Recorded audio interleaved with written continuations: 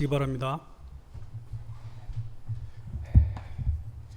우리 귀한 찬양 감사드립니다. 우리 교사들이 더 많은데 부끄러워서 못 나왔습니다. 우리 교사들이 부끄러움이 없어야 되는데 조금 부끄러움을 많이 타요. 우리 교회 학교 교사들이 늘 우리 교회 학교를 위해서 기도해 주시고, 또 우리 교회 학교가 살아야 우리 매천교회가 미래가 있고요, 또 나아가서 하나님의 나라가 미래가 있는 것입니다. 늘 기억나실 때마다, 또 새벽을 깨울 때마다 잊지 않고 기도해 주시는 우리 모든 성도들이 되시고, 또 수고하는 우리 교사님들 그 헌신 위에 하나님의 크신 은혜가 날마다 새롭게 넘쳐나시기를 주님의 이름으로 간절히 소망합니다. 오늘 우리 교사 헌신 예배로 예배를 드리는데, 다시금 예수님의 그런 삶의 모습들, 예수님의 가르침 속에서 우리가 어떤 삶의 모습으로 또 신앙으로 살아야 되는지, 우리 맡겨주신 다음 세대들을 어떻게 가르치고 교육을 해야 되는지를 다시금 생각을 해보고자 합니다. 유대인 아버지가 이제 죽기 직전에 3명의 아들을 불러놓고 마지막 유언을 남겼습니다. 아들들에게, 얘들아, 힘든 일이 있으면 내가 자주 찾아가는 이웃에 좋은 스승님이 있다. 힘들 때마다 그분에게 찾아가서 먼저 여쭈어보거라. 그러면서 이제 재산을 분배해 주겠다 말을 합니다. 그러면서 재산이 내게는 낙타가 17마리 있는데 이것을 이제 너희들이 나누어 가지면 좋겠다. 특히 첫째는 그래도 우리 집의 가장이니까 그 17마리 중에 2분의 1을 가지고, 둘째는 그 17마리 중에 3분의 1을 가지거라. 그리고 마지막 셋째 너는 그래도 막둥이니까 17마리 중에 9분의 1을 가져라. 그렇게 유언을 남겼습니다. 그리고 얼마 있지 않아서 아버지가 이제 돌아가시고, 이제 다 장례를 마무리 짓고 3명의 아들들이 모여서 이제 아버지의 유언을 따라서 이제 낙타를 나누려고 합니다. 그런데 막상 17마리를 2분의 1로 나누려니까 어떻게 됩니까? 8.5마리를 가져야 되는 겁니다. 이 난감한 문제가 생겼어요. 8.5마리를 가지자니 낙타를 반으로 나눠야 되는데 아버지의 유산을 죽이려니까 그것도 아닌 것 같고, 그렇다고 팔아서 나누자니 그것도 아버지의 뜻에 거스르는 것 같아서 고민이 되기 시작합니다. 어떻게 하면 좋을까? 그때 둘째가 말을 하죠. 형님, 아버지께서 마지막 유언으로 힘든 일이 있을 때 이웃에 있는 스승님을 찾아가서 물어보라 그랬지 않습니까? 우리 선생님한테 한번 가서 여쭤봅시다. 그러면서 세 아들이 이제 그 선생님을 찾아갔습니다. 선생님, 아버지가 이런 유언을 남기셨는데 도저히 나눌 수가 없습니다.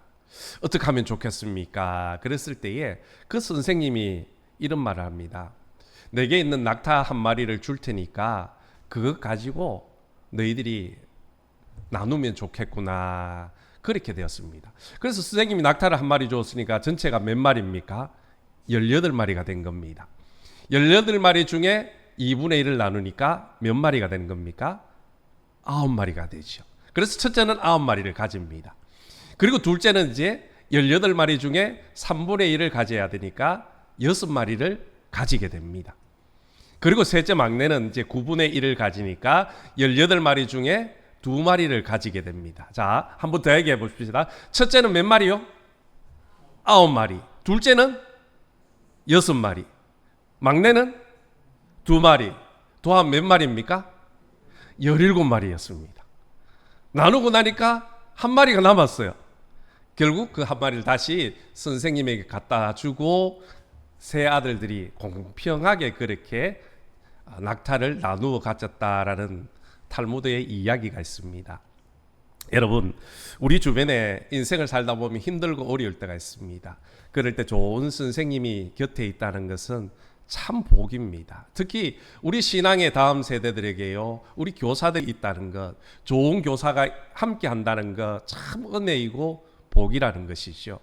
오늘 우리 매천의 교사들이 정말로 하나님 앞에 또 우리 아이들에게 좋은 교사가 되어지기를 주님의 이름으로 간절히 소망합니다.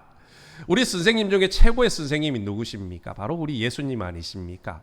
오늘 본문에 있는 그 예수님의 가르침을 통해서 우리가 우리의 다음 세대들 또 우리 자녀들을 어떻게 가르쳐야 되는지, 또 우리가 좋은 스승으로 어떤 삶의 모습을 살아야 되는지를 다시금 배우고 하나님 앞에 결단하는 그런 시간이 되면 참 좋겠습니다. 우리 본문 속에서 제일 먼저 배워야 될 것은 바로 예수님의 기도의 모습이었습니다. 본문은 십자가를 앞둔 예수님께서 이제 마지막 겟세마네 동산에서 기도하시는 장면입니다. 우리가 너무나도 잘 알고 있지요.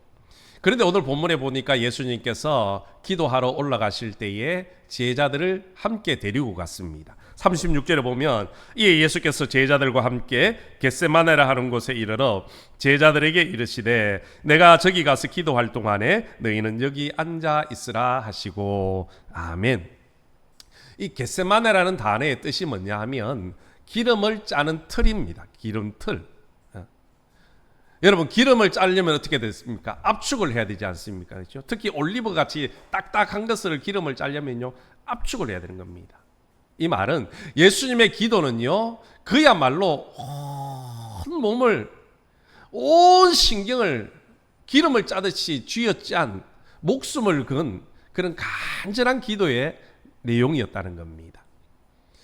그런데 오늘 본문에 보니까 3명의 제자를 데리고 함께 가셨습니다. 베드로와 야고보와 요한입니다. 왜 예수님은 12명의 제자 중에 3명을 데리고 갔을까요? 물론 그 정확한 이유는 없지만 아마 그 3명이 예수님에게 그래도 믿을 만한 사람이었던 것 같습니다. 3사람을 데리고 예수님이 기도하며 올라가셨는데요, 그 이유는 바로 그 기도의 모습을 통해 제자들이 배우기를 원하셨다는 겁니다. 기도 외에는 어떤 은혜도, 어떤 기적도, 어떤 생명의 역사도 일어나지 않는다는 것을 친히 몸으로 제자들에게 가르쳐 주시기 위함이었다는 겁니다.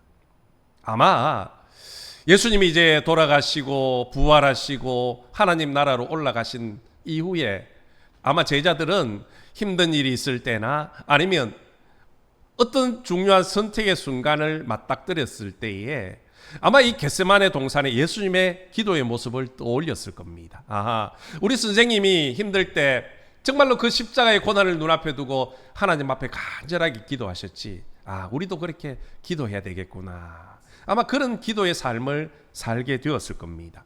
그런데 저는 오늘 이 본문 속에서 아주 중요한 사실을 한 가지 더 발견을 했습니다. 그리고 함께 나누기려고 합니다. 오늘 예수님의 기도를 보면요, 중요한 특징이 하나 있는데 뭐냐 하면 예수님은 먼저 자신을 위해서 기도하고 계시더라는 겁니다. 여러분, 대부분의 교사들은요, 아이들을 위해서 기도하는 것이 먼저라고 생각을 합니다. 그런데 오늘 예수님은 그렇지가 않다라는 것이요. 교사는 먼저 자신을 위해서 기도해야 되는 겁니다. 왜냐하면 교사가 아이들의 말씀으로 잘 가르치고 신앙으로 잘 인도하기 위해서는요, 먼저 자신이 영적으로 살아야 되는 겁니다. 내가 먼저 예수님과 하나님과 영적인 교제가 있은 후에 말씀을 가르치고 신앙을 가르칠 때에 그때 변화가 일어나기 때문이라죠. 그래서 우리는 먼저 자기 자신을 위해서 기도할 수 있어야 되는 겁니다. 나를 위해서 어떤 기도를 먼저 하면 좋겠습니까? 첫 번째는요, 거룩하지 못한 자신을 위해서 기도하는 겁니다. 하나님 앞에 부족한 나의 그런 잘못된 모습들을 회개하는 기도를 드리는 거고요. 두 번째는 교사의 사명을 잘 감당할 수 있는 능력 달라고 먼저 기도하는 겁니다. 그리고 세 번째는 믿음을 가진 교사 되도록 기도하는 겁니다.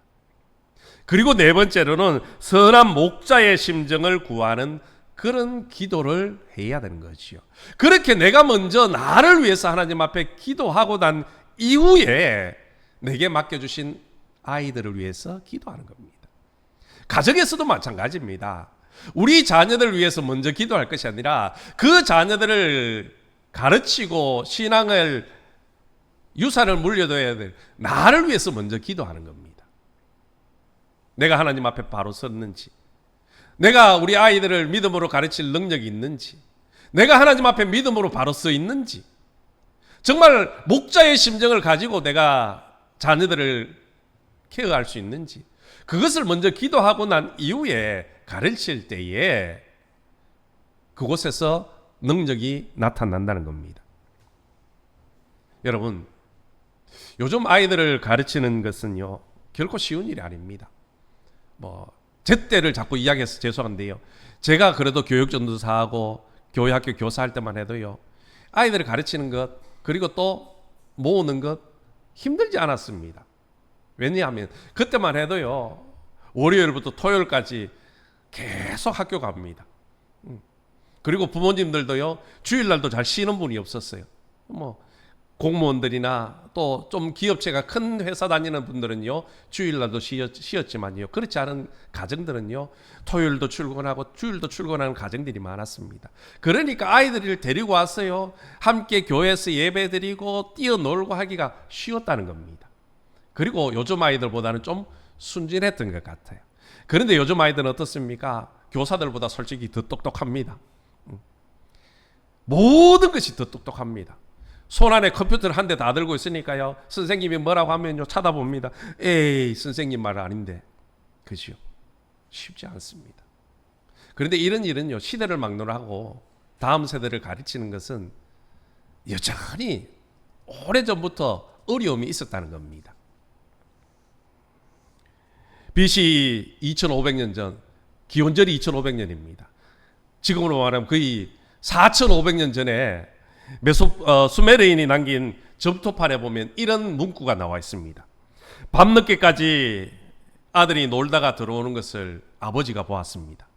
그래서 화가 나서 아들에게 말합니다. 얘야, 이 늦은 시간까지 어디 갔다 이제야 들어오느냐, 그렇게 말했습니다. 보통의 아들 같았으면 어땠습니까? 아버지 죄송합니다, 그러게 당연한데, 이 아들이 말합니다. 아버지 아무데도 안 갔는데요, 집에 있었는데요, 이렇게 거짓말을 해버리는 겁니다. 그래서 아버지가 화를 내면서 이놈아, 이제 속 그만 썩이고 정신 좀 차려라, 그런 문구가 있어요. 또 BC 400년 전에 소크라테스라는 사람은요, 이런 말을 남겼습니다. 오늘날 젊은이들은 사치를 사랑한다. 그들은 버릇이 없고 권위를 멸시하며 어른들을 공경할 줄도 모르고 어른이 방 안에 들어와도 자리에서 일어날 줄 모른다. 그들은 부모에게 반항하고 폭식하며 식탁에 다리를 올리고 연장자를 학대한다. 요즘 시대에 있을 법한 그런 일들이 기원전 400년 전, 지금으로부터 2400년 전, 2500년 전에도 똑같이 있었다는 겁니다. 옛날이나 지금이나 아이들을 가르치는 것이 쉽지가 않다라는 것이요. 그렇기 때문에 우리가 아이들을 가르치기 위해서 제일 먼저 필요한 것은 뭐냐면 기도라는 겁니다. 예수님도 그것을 아셨어요. 예수님이 제자들을 선택하고 부르셨지만 그 제자들을 가르치기에 힘들다는 것을 아셨지요. 그래서 예수님은 하나님 앞에 기도하시는 겁니다. 먼저는 자신을 위해서 기도하고 그리고 그 제자들을 위해서 기도하셨다는 겁니다. 아이들의 영혼을 만져주고 또 진심을 다해 자신을 위해서 기도하는 모습을 우리 아이들이 보게 된다면요, 그들은 한순간은 아니겠지만 어느 순간부터 조금씩 깨닫게 되어질 겁니다. 그 깨달음을 통해서 아이들은 성장하게 될 것이고, 또한 그런 교사들의 기도의 모습을 본받으면 그 아이들도 나중에 하나님 앞에 기도하는 영혼으로 바뀌어진다는 것이요. 예수님의 그 기도의 모습을 보고 배웠던 제자들이 나중에 하나님 앞에 기도하며 엎드렸던 것처럼 오늘 우리 교사들이 하나님 앞에 먼저 기도할 때에 우리 자녀들이 나중에 그것을 보고 힘들고 어려운 순간에 기도의 삶을 살게 되어지는 겁니다. 또 그런 기도를 통해서 우리의 아이들이 변화가 일어난다는 것이요. 여러분, 광산에 광부들이 터널을 뚫을 때에는요, 두 가지의 모습이 있습니다. 노련한 숭정공과 또 미숙한 그런 광부의 차이점이 나오는데요. 미숙한 이 광부들은 어떻게 하냐면요, 산에 터널을 뚫기 위해서요. 그냥 산 표면에다가 다이너마이트를 심는 겁니다. 여러분, 산 표면에다가 다이너마이트를 심고 터뜨리면 어떻게 되겠습니까? 터져봐야 그 부근만 터지는 겁니다. 속까지는 뚫을 수가 없지요. 그러나 노련한 광부는 어떻습니까? 산에 구멍을 파기 시작하는 겁니다. 곡괭이나 아니면 어느 도구를 통해서 구멍을 깊이 파는 겁니다. 그리고 어느 중심부까지 가면 이제 거기에다 다이너마이트를 심고 터뜨리는 거죠. 그러면 어떻습니까? 산 전체가 흔들릴 만큼 큰 폭발력이 일어난다는 겁니다. 여러분, 우리 교사가 말씀을 가르칠 때도 이와 같아야 된다는 거죠. 기도 없이 아이들에게 말씀을 심으면요, 그 아이들의 머리 위에서 말씀이 터지는 것과 동일한 겁니다. 머리 위에서 말씀이 터지면 어떻습니까? 심령에 스며들기가 힘이 드는 겁니다. 그러나 기도하며 말씀을 던지면 어떻습니까? 그 기도를 통해서 아이들의 심령 가운데 말씀이 뿌리를 내리게 되어진다는 겁니다. 여러분, 기도가 없이는요, 아무리 성경의 지혜를 가르치고 신앙을 가르쳐도 아이들에게 변화는 일어나지 않습니다. 그래서 우리에게는요, 항상 중보의 기도가 필요하다는 겁니다. 선생님들은 무릎 꿇는 교사들이 되어야 돼요. 예수님이 제자들을 위해서 이 땅의 많은 영혼들을 위해서 기도의 자리에 먼저 나아간 것처럼 우리 모두도, 또 우리 교사 여러분들도 하나님 앞에 기도의 자리를 먼저 쌓으시기를 간절히 소망합니다. 그 기도의 자리에서 나를 위해서 먼저 기도하시고, 그리고 아이들을 위해서 기도하십시다. 나에게 맡겨주신 작은 영혼들을 변화시키는 제일 좋은 방법은요, 바로 기도입니다. 예수님은 겟세마네에서 마지막 그 기도를 통해서 우리에게 가르쳐 주시는 겁니다. 다음 세대를 가르치기 위해서는, 교육하기 위해서는 먼저 기도해야 한다. 오늘 우리 매천의 모든 교사들이, 또 온 성도들이 다음 세대들을 위해서 먼저 기도하는 주님의 좋은 교사들이 되셔서 우리 매천교회 귀한 아이들이 믿음의 반석에 든든히 서가고 다시금 다음 세대가 부흥되어지는 축복의 역사가 있어지기를 간절히 소망합니다. 두 번째, 예수님을 이 수업을 통해서 배울 수 있는 것은 바로 믿음의 훈련이라는 겁니다. 우리가 예수님을 믿는 것처럼 예수님께서도요, 우리들을 믿어주시는 겁니다. 오늘 말씀에 보면 예수님이 기도하시다가 돌아왔을 때 제자들이 어떻게 하고 있습니까? 콜콜 자고 있었습니다. 근데 예수님은 그 자는 제자들을 흔들어 깨우십니다. 얘들아, 일어나라. 한 번만 깨우신 것이 아니죠. 성경에 보니까 3번을 깨웠더라. 오늘 본문을 보십시다. 40절 41절에 보면 제자들에게 오사 그 자는 것을 보시고 베드로에게 말씀하시되 너희가 나와 함께 한 시간도 이렇게 깨어 있을 수 없더냐. 시험에 들지 않게 깨어 기도하라. 마음에는 원이로되 육신이 약하도다 하시고. 아멘. 예수님께서 제자들을 깨우신 이유가 무엇입니까? 그들에 대한 기대가 있었기 때문입니다. 예수님이 제자들에 대한 기대, 어떤 믿음이 없었으면요, 그냥 자는 것 내버려 뒀을 겁니다. 여러분, 우리가 가정에서 자녀들을 훈계하는 이유가 무엇입니까? 자녀들을 사랑하고 자녀들에 대한 기대가 있기 때문입니다. 그죠? 기대가 없으면요, 깨울 필요도 없고요, 늦게 돌아도 간섭할 이유가 없는 겁니다. 그 아들에게, 그리고 그 아이들에 대한 기대가 있기 때문에 깨우고 훈계하는 것이요. 예수님도 마찬가지셨습니다. 사랑하는 제자들에 대한 기대가 있었기 때문에 잠자는 것을 보고 깨우고 이렇게 세우는 겁니다. 다시 기도하여라.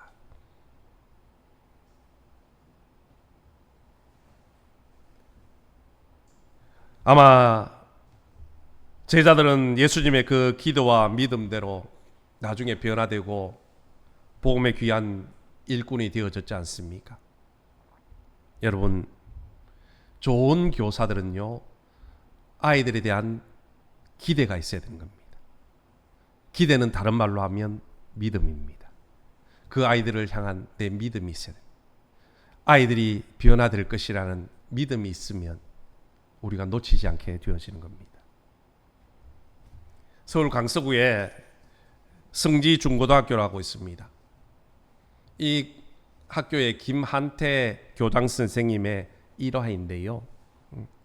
이 성지중고등학교는 어떤 학교냐 하면요, 가정과 학교에서 잘 적응하지 못하는 아이들이 이제 모여서 다시 계속 학문을 배움을 이어가는 그런 학교입니다. 그런데 이 학교에 전과 13범이 되는 학생이 전학을 왔습니다. 13범 정도 되니까요, 이제 솔직하게 고등학교를 벌써 지나갈 나이가 되었습니다. 그러나 아직 학문을 다 못했기 때문에 이 성지고등학교에 다시 입학을 했는데요. 이 아이는 학교에 올 때마다 반바지 차림에 슬리퍼를 끌고 호주머니에는요 소주를 한 병 꽂고 그렇게 매일 학교를 등교를 하는 겁니다. 학교만 또 등교하느냐? 학교 앞에서 아이들을 붙들고 돈을 뺏기도 하고 학교 들어오는 아이들에게 때리고 해서 학교도 못 다니게 하고 아주 골칫덩어리였습니다. 그래서 선생님들이 이제 회의가 열렸습니다. 이 아이를 어떻게 하면 좋겠느냐? 그러자 많은 선생님들이 안 된다. 이 아이는 도저히 안 된다. 얘 때문에 다른 아이들까지 피해를 입으면 안 되니까 우리가 이 아이를 우리 학교에서 퇴학을 시킵시다. 그렇게 결론 내고 이제 교장 선생님에게 대표가 찾아갑니다. 선생님, 우리 선생님들의 회의 결과 이 아이를 우리가 퇴학시키기로 했습니다. 김한태 교장 선생님이 선생님들의 이야기를 듣고, 그렇습니까? 그래도 한 번만 더 기회를 주십시다. 나에게 잠깐 그 아이를 맡기면 어떻겠습니까? 그렇게 이야기를 하고 그 전과 13범의 학생을 불렀습니다. 그러면서 다 이러면서, 여보게, 그래도 반바지 입고 슬리퍼 신고 소주 갖고 학교 오는 것은 내가 참겠는데 다른 아이 그렇게 학교 못 오고 괴롭히는 것은 좀 참아주면 안 되겠는가? 그랬더니 이 학생이 그 교장실에 탁자를 발로 차면서 이렇게 말합니다. 당신이 뭔데 나한테 이래라 저래라 하느냐? 자를 테면 잘라라. 그렇게 하고 막대하는 겁니다. 그래도 이 김한태 교장 선생님이요, 그 아이를 포기하지 않습니다. 변할 수 있다. 왜냐하면 이 선생님께서 야학을 30년을 하셨습니다. 참 힘든 그런 과정을 거쳤는데요. 그러면서 그렇게 믿어주고 사랑으로 가르쳤을 때 변화되는 것을 경험했기 때문에 이 아이도 분명히 변화될 것이다. 그런 마음을 가졌습니다. 그리고는 학교에 특별한 행사가 있는 날이면요, 이 아이에게 불러다가 책임을 지우는 겁니다. 쉽게 말하면 주도적으로 앞장설 수 있도록 책임을 맡기는 것이요. 자꾸 앞에 내세우는 겁니다. 그러면서 하루는 이제 조회를 하는데 이 아이를 불러놓고 표창장을 주었습니다. 표창장 내용도 가관이 아닙니다. 표창장, 위 학생은 앞으로 선행을 할 가능성이 있으므로 이 상을 주어 표창합니다. 어떤 선행을 하지 않았는데 선행을 할 가능성이 있으므로 표창을 한다는 겁니다. 종이 한 장만 주면 이놈이 찢어버릴 것 같아가지고 액자도 금태로 둘러는 액자를 하나 샀습니다. 거기에 딱 넣어서 전교생이 보는 앞에서 딱 주어졌습니다. 여러분, 상 받고 싫은 사람 있습니까? 이 아이도요, 평생에 처음 상장을 받았는데 그래도 액자에 금방 액자를 넣어주니까 그것 들고 집에 찾아갑니다. 집에 갔는데 아버지 어머니가 그것을 보고 깜짝 놀라는 거예요. 내 아들이 상 받았다. 그것을요, 집 거실 한가운데 걸어놓고 만나는 사람들마다, 여보시오, 우리 아들이 이번에 학교에서 표창장 받아왔어. 동네방네 자랑을 하고 다니는 겁니다. 그러면서 이 아이가 깨어지기 시작합니다. 내가 그런 사랑받을 수 있는 존재고 부모님에게 좋은 존재라는 것을 알게 되어졌죠. 결국 이 아이가 이 성지고등학교를 다니면서 자격증을 3개를 따고요, 나중에 전문대학에 진학을 하게 되어졌다고 합니다. 여러분, 이 아이가 전과 13범 그 선생님이 믿어주지 않았다면요, 기다려주지 않았다면요, 전과 14범이 될 수도 있고 아니면 더 끔찍한 사건을 일으켰을 수도 있을 겁니다. 근데 김한태 선생님이 믿어주고 기다려주고 사랑으로 보듬어 주었더니요, 그 아이가 변화되어지더라는 겁니다. 여러분, 교사는 다음 세대를 믿고 사랑으로 품어주고 기다려줘야 되는 겁니다. 예수님도 그랬지 않습니까? 그죠? 예수님도 제자들을요, 끝까지 믿었습니다. 끝까지 기다려줬습니다.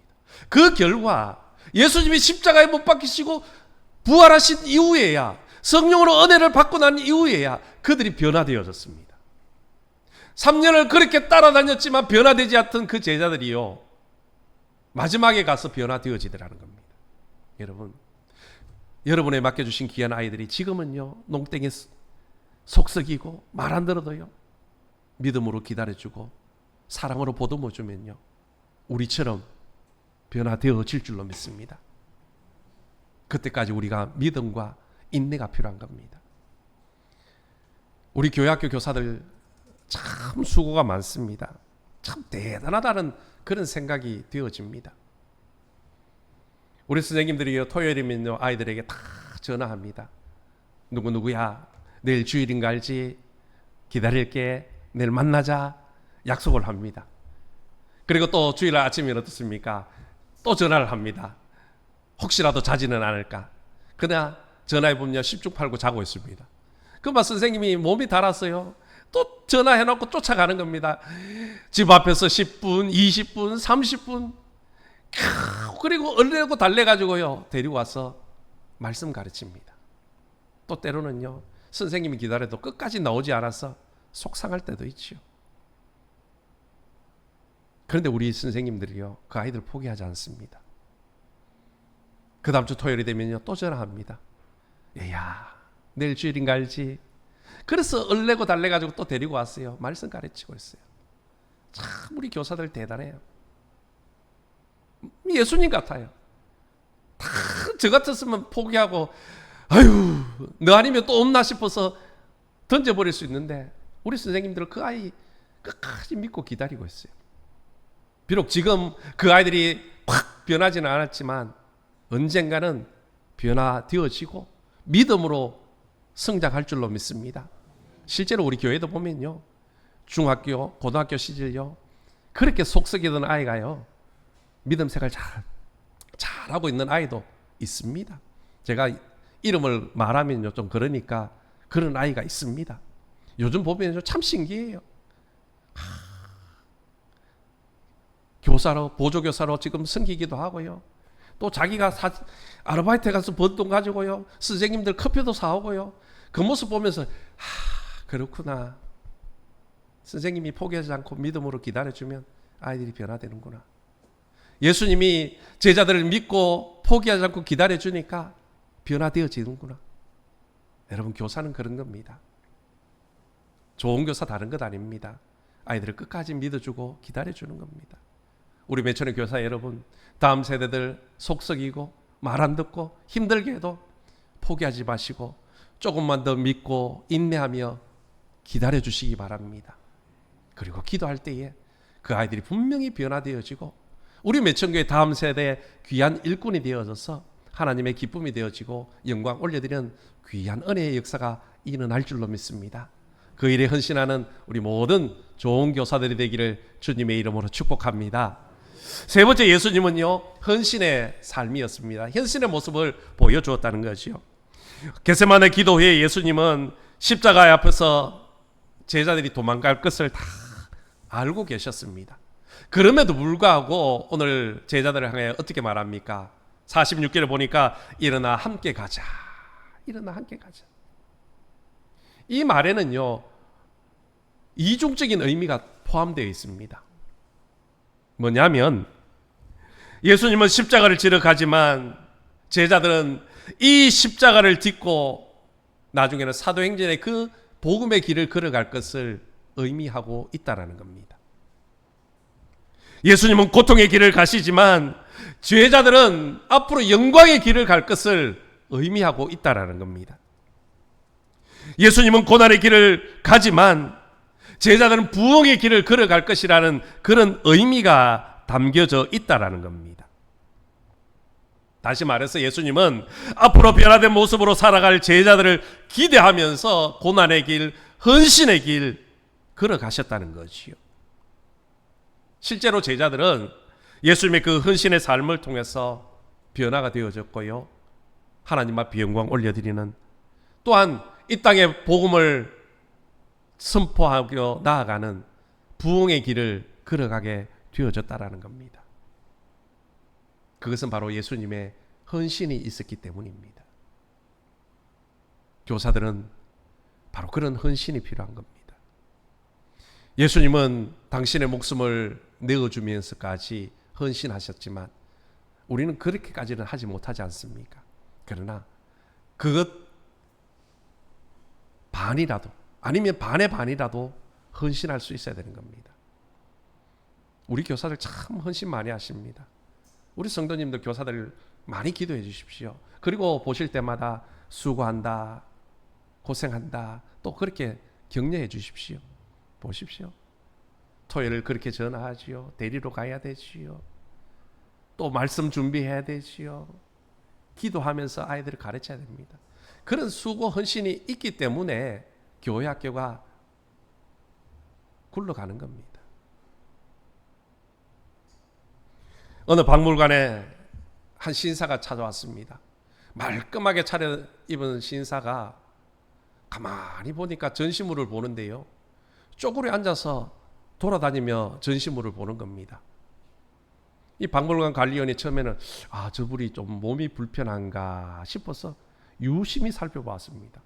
1층을 그렇게 쪼그려 앉아서 전시물을 다 둘러보고 이제 2층으로 올라가는데요, 벌떡 일어나더니 허리 꼿꼿하게 계단을 올라가는 겁니다. 우리 저 사람이 도대체 왜 저러지? 관계자가 또 따라가 봅니다. 따라가 보니까 2층에 딱 올라가니까 또 쪼그려 앉는 겁니다. 그러면서 전시물을 다 둘러보고는 벌떡 일어나더니 가버렸습니다. 박물관 관계자가 참 별 이상한 사람도 다 있다, 그렇게 생각했지요. 그리고 다음 날 초등학교 아이들이 박물관을 견학을 왔습니다. 그 아이들을 데리고 온 선생님이 한 분 계셨는데요, 어디선가 낯이 익었습니다.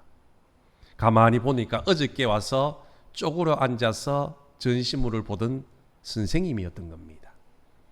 선생님은 아이들에게 그 작품에 대해서 설명해 주기 위해서 아이들의 시선에 맞추어서 먼저 작품들을 다 둘러보았다는 겁니다. 여러분, 그 아이들이 선생님의 그 설명을 듣고 감동받지 않았겠습니까? 선생님의 그 수고와 헌신이 아이들에게 감동을 주는 겁니다. 여러분, 영혼을 맡은 자들에게 주어진 사명은요, 결코 작은 것 아닙니다. 그리고 또 그 사명을 감당하기 위해서는요, 필연적으로 따라오는 것이 수고와 헌신이라는 겁니다. 선생님들의 수고와 헌신이 따라올 때에 아이들이 변화가 일어나고 열매가 맺혀지는 겁니다. 비록 지금 당장 그 열매가 맺히는 것이 눈에 보이지 않지만 때가 되어지면 하나님은 반드시 선한 열매로, 귀한 열매로 만들어 가실 것입니다. 사랑하는 우리 교사 여러분, 그리고 우리 성도 여러분, 예수님의 수업은 기도의 수업이었고 믿음의 수업이었고 헌신의 수업이었습니다. 우리가 다음 세대들을 위해서 기도해야 됩니다. 그리고 다음 세대들을 위해서 우리가 믿어주어야 되는 겁니다. 그리고 다음 세대를 위해서 우리가 헌신하고 수고해야 되는 겁니다. 이것이 없으면 다음 세대들은 믿음으로 성장하지 못하는 겁니다. 비록 지금 당장 눈앞에 무엇인가 보이지 않을지라도 기도하며 믿음으로 기다려주고 수고하고 헌신할 때에 그 아이들이 우리처럼 믿음의 반석이 있어가고 하나님 앞에 귀하게 쓰임받는 일꾼들이 나올 줄로 믿습니다. 사랑하는 우리 교사 여러분, 힘들더라도 조금만 더 인내하며 예수님의 그 모습을 본받아서 기도하고 믿어주고 헌신하시기를 주님의 이름으로 간절히 소망합니다. 또 사랑하는 우리 교우 여러분, 우리 선생님들을 위해서 기도해 주십시오. 또 내가 아이들을 가르치는 않지만 생각나실 때마다 우리 아이들을 위해서 기도해 주십시오. 성도들의 기도를 통해서 우리 아이들이 하나님 앞에 바로 서게 될 것이고 그 아이들이 자라나 우리 매천의 미래가 되어지고 하나님의 나라의 미래가 되어질 줄로 믿습니다. 우리 모두 좋은 교사들 또 좋은 성도들이 되셔서 우리 매천교회가 하나님 앞에 귀하게 쓰임받고 영적으로 성장해지는 축복에 있으시기를 주님의 이름으로 축원합니다. 하나님 아버지 감사합니다. 오늘 예수님은 겟세마네 동산에서 기도하시고 제자들에게 믿음을 보이셨고 헌신을 통하여 가르쳐 주셨습니다. 그 가르침을 통하여 제자들이 변화되어졌고 복음의 귀한 일꾼이 된 줄로 믿습니다. 오늘 헌신을 다짐하는 우리 교사가 예수님의 그 모습을 본받아 자신을 위해서 먼저 기도하고 그리고 학생들을 위해서 기도하는 좋은 교사 되게 도와주옵소서. 예수님이 제자들을 기다리고 인내한 것처럼 우리 교사들도 우리에게 맡겨주신 귀한 생명들을 믿고 기다려주는 그런 좋은 선생님들이 되어서 그 아이들이 믿음의 반석에 들어가고 하나님의 나라와 또한 복음의 귀한 일꾼으로 자라날 수 있도록 은혜 내려 주시옵소서. 또한 그 헌신을 주님 기억하여 주셔서 하나님 앞에 섰을 때에 착하고 충성된 종이라 하늘의 상급과 면류관 받는 거룩한 교사들 될 수 있도록 은혜 내려 주옵소서. 예수님의 이름으로 기도드리옵나이다. 아멘.